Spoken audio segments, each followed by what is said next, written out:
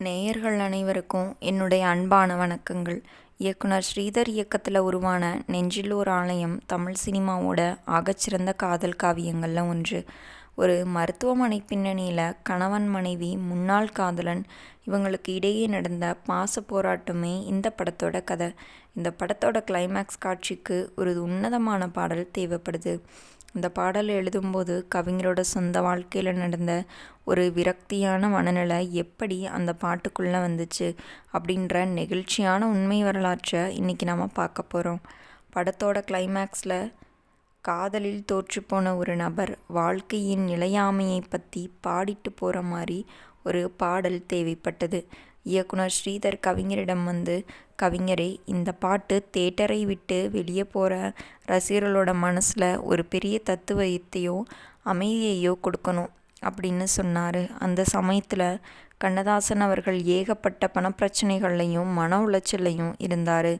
மனிதர்களோட சுயநலத்தை பார்த்து விரக்தியில் இருந்த கவிஞருக்கு அந்த சூழல் தன் சொந்த கதையே விளக்குற மாதிரி இருந்துச்சு. இசையமைப்பாளர் விஸ்வநாதன் ராமமூர்த்தி ஒரு மெலடி மெட்டை கொடுக்க கவிஞர் எழுதின வரிகள்தான், நினைப்பதெல்லாம் நடந்துவிட்டால் தெய்வம் ஏதுமில்லை, நடந்ததையே நினைத்திருந்தால் அமைதி என்றும் இல்லை என்ற உலகப்புகழ் பெற்ற பாடல்.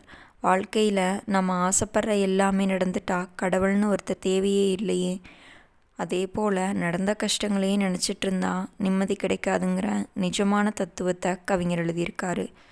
பாடலோட அடுத்த வரியில், முடிந்த கதை தொடர்வதில்லை, மனிதன் மாறலாம், உதிர்ந்த மலர் கிளைகளில் மீண்டும் சேரலாம் அப்படின்னு காதலின் தோல்வியையும் வாழ்க்கையோட யதார்த்தத்தையும் ரொம்ப அழகாக வடித்திருந்தார். இந்த வரிகளை கேட்டுட்டு இயக்குனர் ஸ்ரீதர், கண்ணதாசா நீ கவிஞன் இல்லை தீர்க்கதரிசி அப்படின்னு பாராட்டி கட்டி பிடிச்சி அழுதுட்டாராம். ஆமாங்க, அவரோட வாழ்க்கையில் அந்த அளவுக்கு அடிபட்டுட்டு அந்த அளவுக்கு பண கஷ்டத்துலையும் மன உளைச்சல்லையும் இருந்திருக்காரு. பார்த்திங்களா அவருக்கு அவரே எப்படி பாட்டு எழுதியிருக்காரு அப்படின்னு. இந்த படம் தேட்டரில் படம் முடிஞ்சு இந்த பாடல் ஒலிக்கும்போது மக்கள் மனபாரம் குறைஞ்சு ஒரு நிம்மதியோட வெளியே வந்தாங்க.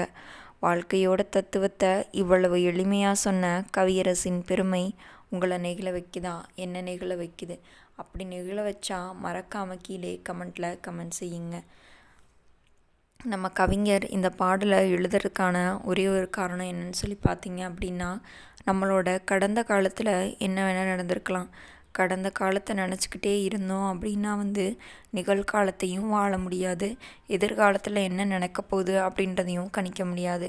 கடந்த காலத்தை நினச்சி வருந்துறதை விட்டுட்டு இன்னும் வரக்கூடிய காலங்களில் நம்ம எப்படி வாழ போகிறோன்றதான் பார்க்கணும். நாளைக்கு பார்க்கலாம். நன்றி, வணக்கம்.